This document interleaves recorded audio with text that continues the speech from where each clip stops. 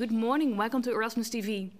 What has been on the minds of, well, most employees and all students the last few months? That's of course online education. It's our last episode of the season, so it's time to look back and reflect. How are students really feeling about online education? We asked them in an online survey. And here to discuss the results with me are Hans van den Berg. He's the chair of the University Council.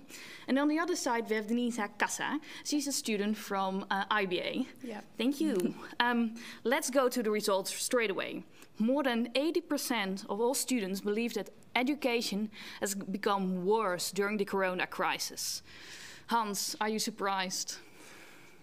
I would say I'm a bit surprised. I'm not surprised that they might be disappointed in the way education turned out online and that there have been struggles, but I am surprised because lecturers, professors, tutors like myself have been slaving and working day and night to make it possible over the weekend after that first start of the corona crisis to make online education possible. And I think it's an important point to realize what kind of work has gone into that. And we might be able to improve, and there's possibly a lot to improve. And I would really call upon these students who identified this as a problem to work together with their lecturers to improve online education for next year. You can do that formally through program committees and faculty council, but also maybe approach your professors, your lecturers on your own and discuss what you would like to see improved. Yes, Denisa, you're an international student. Yeah. You stayed here in Rotterdam, and before we started the broadcast, you already told about that you had a hard few months. So how are you feeling about these results? That is true, but it's also important to actually realize what the professors have been doing, as you said, because everyone is dealing with uncertainty, and the students are not the only ones who are having a hard time. Everyone is. But if you say that we are a very good university, you also have to offer very good quality education throughout the year, not only for the period that is offline, but also when it is online. So what is missing, for example, is when we have exams, there are a lot of technical difficulties. I did have an exam last week, and in the beginning, I couldn't access it. When I accessed it, after 30 minutes, I got the Dutch version of the exam, which I'm not Dutch and I really don't speak the language. So I started the exam 1 hour after it started. So this is also something that students shouldn't be dealing with because it adds a lot to the stress of the exams. But yeah, overall, I would say you do see the difference between online and offline education in terms of quality. Yeah, so you miss it, the offline education. Yeah. Yes.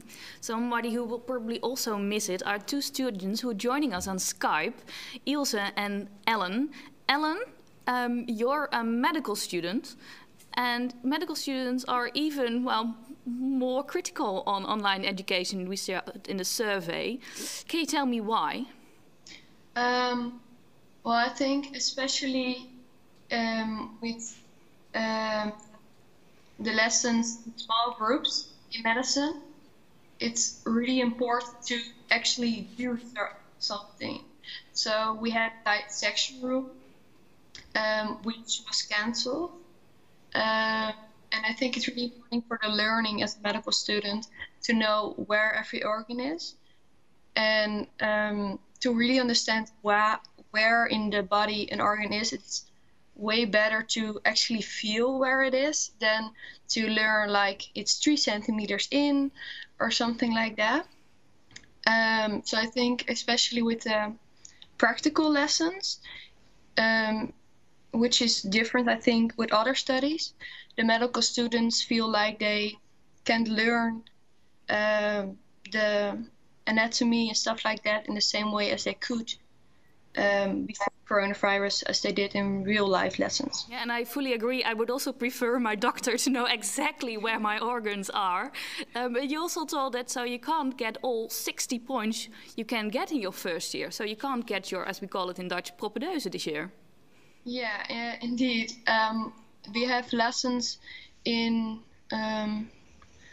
acute medicine. I don't know what the real translation is, maar EHBO. These lessons couldn't go through and the exam was cancelled because you have to do it in real life with a person who acts out how they are diseased or something like that.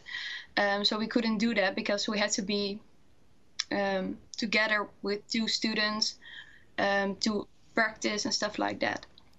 Ilse, you're a part-time student, so you're also working. So you know how much pressure is also on people who are working, but you're also studying besides. You're doing a law degree. How are you doing these couple of months? Well, as the corona crisis started, the workload was very high. I made, I think, 3 weeks from 7 in the morning to 11 in the evening, so I missed that sixth, I think the sixth block. So that was, yeah, I was not able to study at that time. And now with the last block started, it's, I think maybe the workload is only doubled. But with all the exams and the essays we have to write, it's really hard. It's really hard. So, do you think that, well, you including, students are perhaps being also too harsh because you know how high the workload is and the work pressure is? Yes, but I don't think students are too harsh, because you have to be critical, because it's some level of education you want to reach, also online. So yeah, I think we have to be critical and do these reviews, and also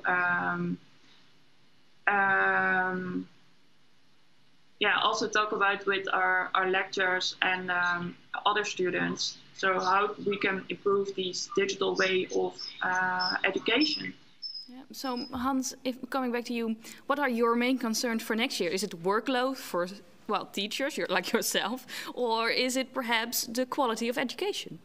I think it will be both, because they tie in together.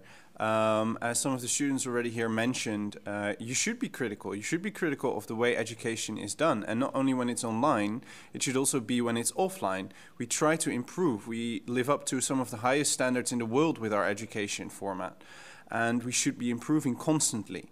But essentially, as what was already said, working together with your lecturers, with your professors to improve this, and also for online education. And of course, we are, as a University Council, concerned about the work pressure. What I really like in the University Council is that the students and the employees work together on this issue. They both understand their positions. Students want the quality, but they also understand that that increases the workload for the employees. And they stand up together with the employees saying, you can't ask them to work the complete holiday to provide that. You have to bring in more help. While employees are standing up together with the students saying, we still want to offer that same quality of education to our students, but we can't do it this way because it's too much for us. Help us. Yeah, we asked, well, also the students what's their main concern. Perhaps we can take a look at that, because then you will see that, well, indeed, the quality of education is the main concern, but also the economic crisis is something that's quite bothering everybody. Denisa, can you relate, or would you perhaps even like to add more concerns as an international student? Yeah, for sure, because thing is, as an international student, before coming here, we do have in mind and we acknowledge that we do have certain disadvantages when it comes to how we are, like, to the culture that we're entering. For example, I have to pay 10,000 euros tuition fee. It will be more difficult for me to find a job because I don't speak the language. And these are all things that we consider before coming to the university. And now with the crisis, like you do have those issues as well, because we get our monetary provisions from our parents. And for example, my parents, their business is closed, and yeah, it's not like the university really cares that much about it as long as I pay the sum again next year. So I would say that it's also not ideal situation from that perspective as well. And what is missing from the university is that part of empathy. Because you do see other universities in America, for example, the Washington University started offering laptops to their students or Wi-Fi connection to their students who didn't have that. And we didn't really have that from our university. And yeah, also a lot of people, except for from the monetary side, they also need mental help. the university did offer some more psychologists, And I think. also offer some Wi-Fi connection help for people who could really need it, could ask it. But indeed also psychological help. Yeah. Yes. But the thing is, for example, a lot of students study in the library, and that is, like in the beginning, it was almost impossible, even when the places were made available to people, because very few places were made available. Yes. And a lot of students live in student houses with more than 7 people, and it's kind of difficult to have a proper Wi-Fi connection throughout. And even like when you have an exam, you're still having the stress, oh, will my Wi-Fi work or will it not work? And yeah, there are a lot of elements to consider also from the student side and the students' concerns that are not being really taken into consideration. Yes, Ilse, you're in a different situation. You are not living in a student house anymore. But can you relate all these problems? Yes, I can relate to that because I'm not able to study at home because my boyfriend, he's also working from home. He has to make a lot of calls every day. So when you have to take an exam and somebody is talking on the phone in the other room, yeah, maybe you're not able to pass the exam. So I go to the office. I have to make a reservation for a room. And test all the Wi-Fi and technical issues in there. But yeah, I think it's for everybody. It's yeah, we have to be creative. Yes. And Ellen, back there at your parents' place in Utrecht, if you look back at the last few months, what will you probably remember most? You mean before Corona or after? Well, perhaps after, during the Corona crisis, when it all hit. Well, I remember I was like the first weeks I thought like, oh, it's vacation, but then it wasn't. So after everything picked back up again, it was really busy, and I haven't been out in 2 months or something because of all the exams that were fitted into the last 2 months of studying. So it started off easy, and then it all really hit you. Well, yeah, exactly. Probably will stay with me most is, of course, this Erasmus TV, which kind of started as an adventure where we came up with in the weekend when it all closed down. And we made a short video to look back on several, highlights, several moments of Erasmus TV. Take a look with me. Good morning and welcome back to Erasmus TV. Traditionally, thousands of students start their time as a student at the Eureka Week, but this year it will probably be all very different. Opening up a building is not as simple as just opening the front door. So yes, it's a very, very difficult time for young people. Die baravonden, gewoon lekker chillen met z'n allen, dat heb ik denk ik wel het meest gemist. They have expressions like, oh my gee, this is difficult.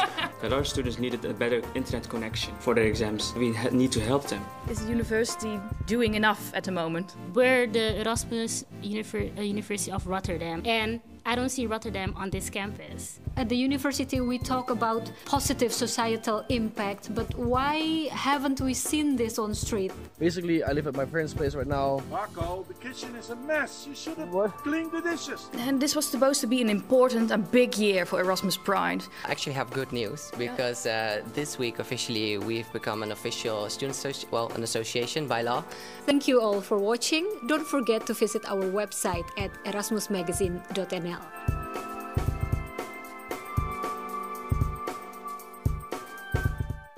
Yes, of course, missing from this highlight are the 2 sidekicks I started off with. The chair of the executive board and Rutger Engels, our rector. We asked them, of course, for a short response on the survey and all the results. I haven't heard yet, but I'm still very hopeful that we will get a response so we can post it on erasmusmagazine.nl. Just before we close off, Hans, I have to ask you, of course, we didn't get this response. Are you going to demand better online education? Are you going to make them respond? I think that this is a problem that neither the university nor the professors, lecturers, nor the students wanted. We wanted to do physical education. and we had to go online, and we made that happen. I think that's an accomplishment. But I think that if we really want to make a change here, we have instead to go to the university, demand money back or demand a change there, work together within the university and not address the university to cope with this problem, but actually go to the government. Because it's the ministry who can actually make a change.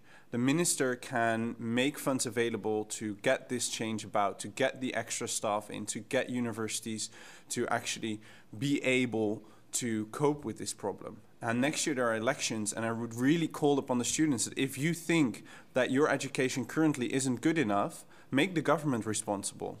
March together with the professors, with the university as a whole to The Hague and state that you want a difference, that you want more money, that you need more money, that you need them to change their policies. And if they don't, that you're going to elect somebody else to take that post of the minister next year. Because it is within their power to change that.